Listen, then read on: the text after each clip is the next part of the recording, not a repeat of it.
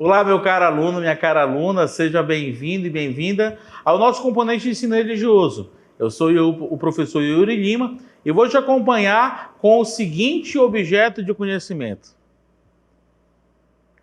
Nós vamos refletir juntos as crenças, convicções e atitudes.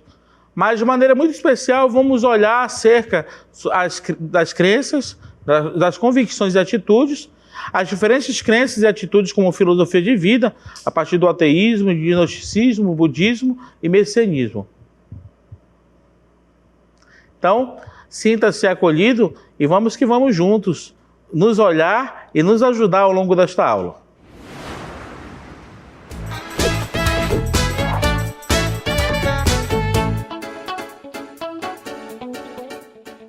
Então, a você, meu caro aluno, minha cara aluna, importante nós pontuarmos algumas ideias básicas. Pensar em crenças, convicções e atitudes requer também pensarmos em todo esse movimento de reflexão que nós queremos ter sobre as diferentes crenças e atitudes como filosofia de vida. Nós queremos também aproveitar para, ao longo dessa aula, situar o conceito de crença, também fazer uma exposição bem válida em relação ao que é convicção, o que isso tem a ver com esse conceito de crença. E depois nós vamos falar sobre, de maneira muito geral, sobre o que é ateísmo, o que é gnosticismo e agnosticismo, o que é budismo e messianismo, que são modalidades de crenças religiosas que nós queremos fazer um voo, queremos fazer um olhar bem panorâmico, um olhar bem conciso, mas que te convide a aprofundar essas intuições e, ao mesmo tempo, você possa olhar para tudo isso de maneira contextual, de maneira que você possa, de repente, dialogar e respeitar também as mais diferentes maneiras de se crer neste mundo, tá bom? Então, vamos para a primeira ideia de hoje, então, lá no nosso quadro. O que são crenças, atitudes e filosofias de vida? Bem, nós temos que entender algumas ideias iniciais. E essas ideias iniciais é muito simples, Quando nós pensamos em crença, nós primeiramente temos que pensar que crença é uma suposição julgada como verdadeira a respeito de pessoas, conceitos ou fatos. Presta atenção aqui nessa ideiazinha. A crença é uma suposição. Tem gente que às vezes confunde esta ideia com verdade. Com verdadeira. Mas não. É uma suposição que a gente pensa que é verdadeira acerca das pessoas, sobre fatos, sobre conceitos. Nós poderíamos dizer que a crença tem muito a ver sobre aquela ideia básica, eu acho, Eu acho, Ok? Também nós poderíamos dizer que crença é também um estado psicológico em que o indivíduo adota e se posiciona em relação ao que ele considera verdadeiro e certo. Na área da filosofia, nós poderíamos, de repente, dizer o seguinte, presta atenção aqui. Às vezes não acontecem situações que você acredita que fulano, ele é malvado, porque lá na história da novela ele se comporta de um jeito.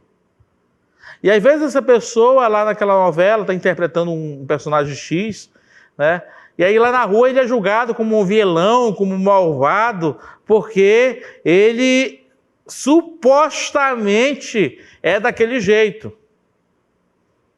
Eu diria que crença é o quê? É uma espécie de preconceito. Quantos de vocês, você, eu, cada um de nós, algumas vezes nos relacionamos com aquelas pessoas e dizemos, olha, aquela pessoa parece muito metida besta, né?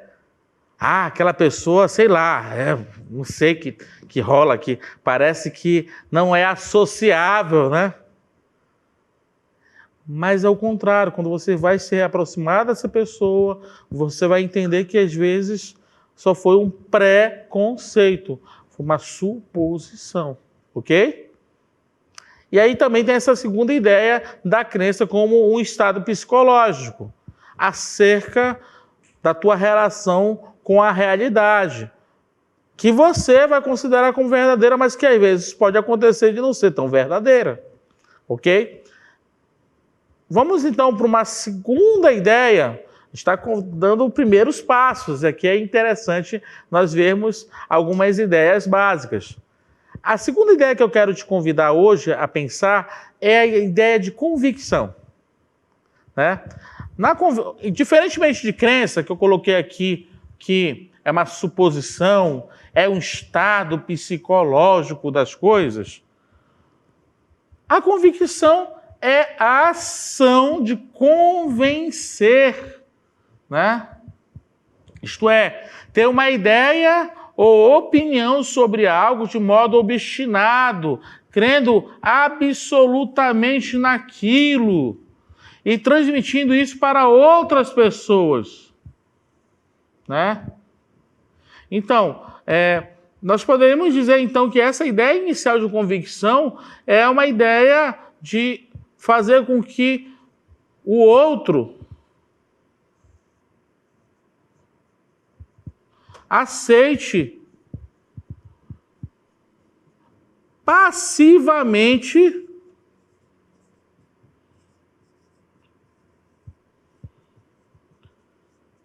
um determinado, uma ideia, né? Ok?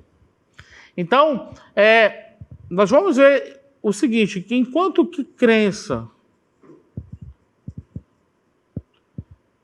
é esse olhar, essa ideia pré-concebida, a convicção, né, já vai ser, talvez, essa ação de impor uma visão de mundo. Ok? E aqui eu quero te convidar a... Ok? Eu quero te convidar a pensar algumas situações. Quantas das vezes você, de maneira apaixonada, impôs uma ideia? Ou uma visão política? Ou, de repente, impôs uma escolha para outras pessoas de maneira apaixonada? Eu diria que tem uma máxima lá da filosofia que a gente fala da paixão, né? Normalmente as paixões elas são desordenadas, né?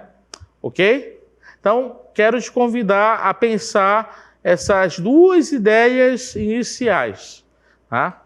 Vamos agora ver qual é a diferença entre crença e convicção. Vamos lá, então? Quando nós queremos pensar na diferença entre crença e convicção, nós poderíamos dizer o seguinte: convicção é da ordem da verdade, né? Exemplos: que devemos fazer sempre o bem. A crença já tem uma pegada, é a sede da ideologia, né?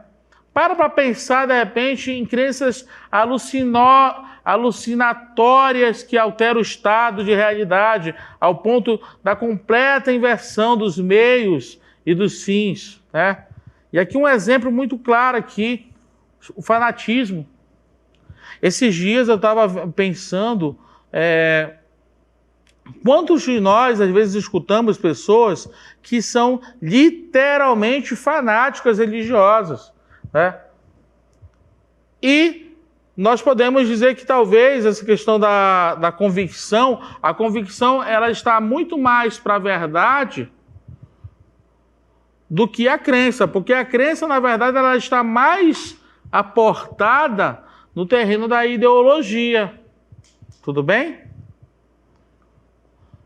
E aqui a gente pode dizer que há uma influência das crenças e convicções nas escolhas e atitudes pessoais, né? As crenças mudam nossos pensamentos, que nos levam a ações, e essas causam impacto no comportamento. Esses, por sua vez, tornam-se repetitivos, transformando-se em hábito. Assim, crenças e convicções influenciam em nossas vidas mais do que imaginamos. Ok? Para pensar aqui, de repente, na sua vida. Quais são, na verdade, algumas crenças que você tinha ontem e que por dados, depois de muito pesquisar, depois de muito confrontar com outras verdades, você vai descobrir que aquilo não era tão verdadeiro, que aquilo, de repente, não coincidia com a verdade. Né? E é interessante, crenças e convicções são atitudes que influenciam a nossa maneira de enxergar o mundo, a nossa maneira de nos relacionarmos com as pessoas, a nossa maneira, inclusive, de nos associar. Ok? E aqui eu quero te convidar para dar alguns passos, para vermos alguns tipos de crenças que estão permeando a nossa vida, que é importante nós termos ciência acerca disso. Vamos lá, então? Temos alguns tipos de crença na próxima cartela, que é assim, né? Existem as crenças hereditárias, né? Representadas por tudo aquilo que recebemos no seio familiar, por nossos pais ou responsáveis. Né? Para pensar aqui, quais são as crenças que os seus pais te transmitiram? Né? Aqui nós poderíamos dizer que a religião, muitas de nossas opções religiosas, né, são crenças transmitidas por nossos pais, são crenças hereditárias. Mas não somente a religião, como outros tipos de crença, né? De repente, o nosso olhar político, o nosso olhar, de repente, acerca do terreno aí da moral, vem também dessas crenças hereditárias. Tem também as crenças sociais, são herdadas de nossos grupos sociais, que são nossas realidades que vivemos, nossa realidade social, né? São crenças impostas pela sociedade ou pela mídia. Né? Ok? Para pensar quantas coisas que a sociedade te impõe.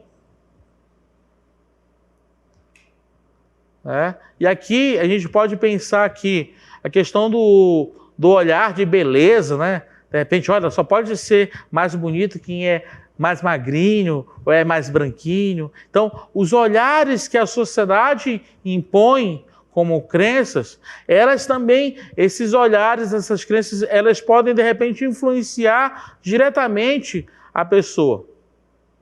Ok? Então, já viu aqui, então, os tipos de crença, que são as crenças familiares, hereditárias, que são transmitidas pela sua família, né? pela sua comunidade familiar. Depois nós estamos vendo agora as crenças sociais, que são transmitidas, de repente, pela sociedade ou pela mídia, né? De repente tem situações aí que você vê aí nos comerciais, um determinado tênis, uma determinada roupa, né? Que são apresentadas para a gente como se fosse o critério de felicidade maior. E aí, muitas das vezes, nós estamos vendo um fenômeno de uma sociedade, de uma mídia que quer vender o seu olhar. Ok? Aí, diante disso, também nós temos um terceiro tipo de crença que eu quero te apresentar também. Vamos lá, então? As crenças, na próxima, crenças pessoais, né? Por crescermos em famílias, culturas e contextos diferentes, cada pessoa desenvolve o seu sistema de crença, né? fortemente influenciada por e além dos pais, a escola e a sociedade. Nós poderíamos dizer o seguinte, que as crenças pessoais nada mais é do que uma síntese, uma somatória, né? Vou colocar aqui, só corrigir aqui, né? Uma síntese, uma somatória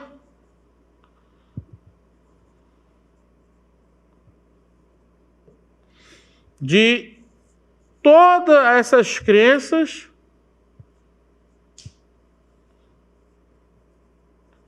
que vamos levar para o nosso terreno, para nossas escolhas, para a nossa dimensão pessoal. Então, você poderia dizer o seguinte, você é a soma de você, os outros e o seu meio. E esse você vai, de certa forma, julgar e olhar toda essa dimensão dos outros, do meio, que vão, de repente, ser o resultado dessa síntese. Ok? Podemos pensar também, para pensar aqui comigo, quantas coisas, nesse exato momento, você já conseguiu pensar por si mesmo? Conseguiu, na verdade, adquirir como crença pessoal? Como é que você está se olhando nesse exato momento da vida? Está se olhando de maneira daquilo que você compreende que é você mesmo? Ou você está se olhando a partir daquilo que os outros te compreendem ou de repente veem a partir de você? Fica aí essa sugestão. Vamos também ver as crenças positivas e negativas também, que é o quê? Né? Essas crenças positivas pode ser o sistema mental positivo construído pela pessoa, me ajuda a ser uma pessoa otimista, próspera, né? Mas também existem crenças negativas que nos limitam em certas situações. São crenças limitantes que nos condicionam, que nos amarram. Por quê? Porque essas crenças limitantes são construídas a partir de um conjunto de experiências ou de experiência única que tem um forte impacto negativo em uma determinada área de nossa vida. Moldam a forma como vemos, interpretamos os fatos futuros, como também afetam diretamente nossas escolhas e decisões. Então, toda crença limitante, ela de certa forma é um tipo de amarra que vai balizar, que vai influenciar todos os nossos passos.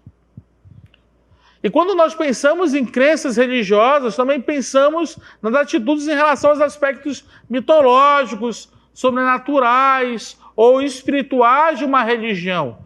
É distinta de ritual religioso e de comportamento religioso, com alguns crentes que não praticam religião e alguns praticantes que não acreditam em religião nenhuma, né?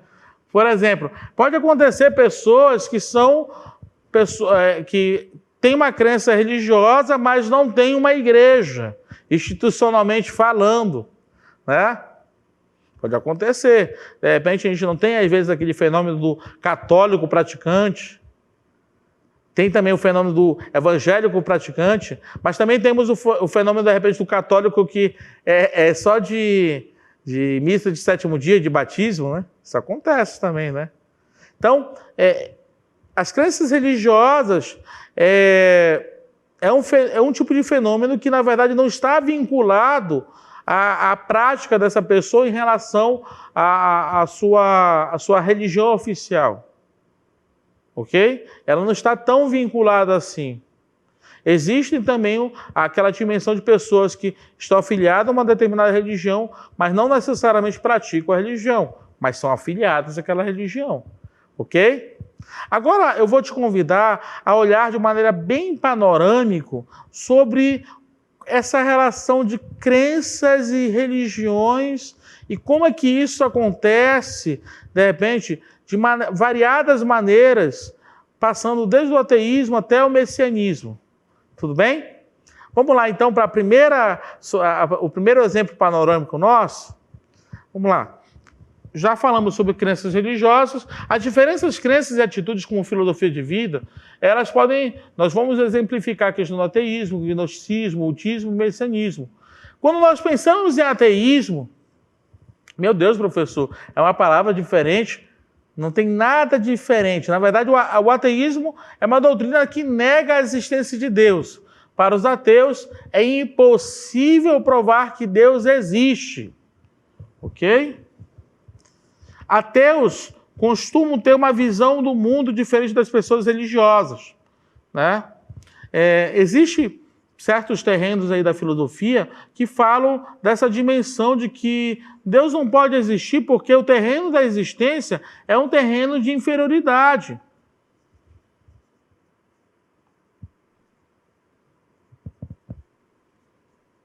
Então, se é um terreno de inferioridade, se é algo que é inferior, Deus não pode se rebaixar a essa dimensão da existência.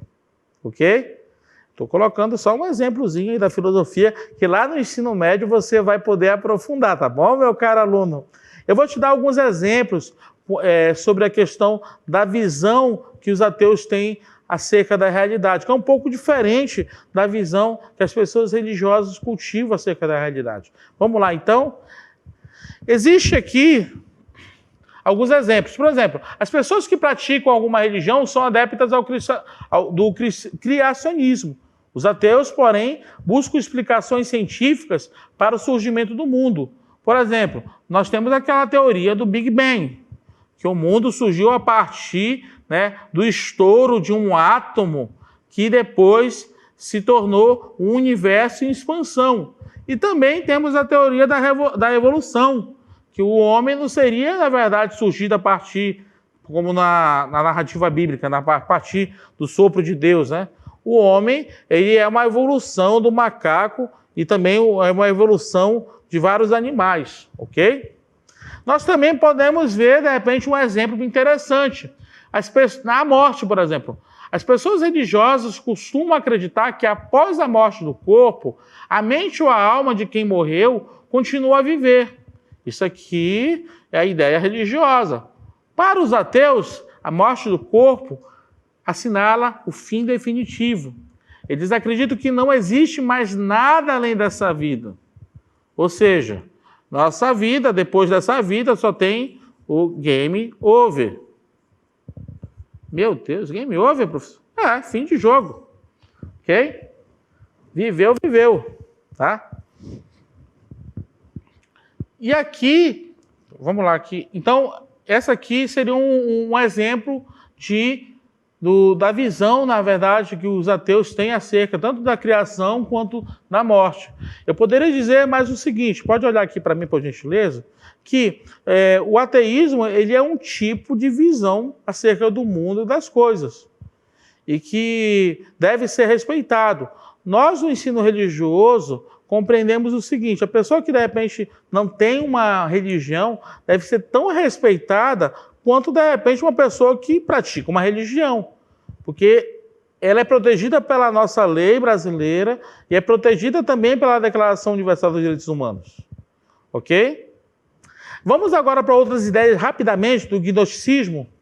Bem, no gnosticismo se pregava que o mundo havia sido criado por uma divindade perfeita e que, por isso, a vida na Terra era apenas uma forma maléfica usada para aprisionar o espírito humano e que o bem só seria alcançável em um nível espiritual. Ou seja, esse mundo seria uma prisão. E no grego, gnose, significa conhecimento.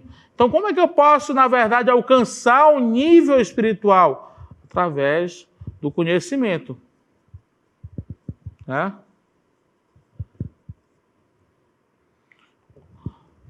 Acreditavam que não havia por que nos culparmos pelos males existentes da terra, uma vez que tudo isso era propiciado pela prisão material, da qual deveríamos nos libertar e que fora criada pelo Deus mau que criara a terra.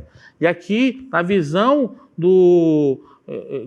gnoseológica, você tem aquela dimensão desse Deus que é um demiurgo, né? Que é um Deus, né? Meio que inferior, malvado, né? Ok?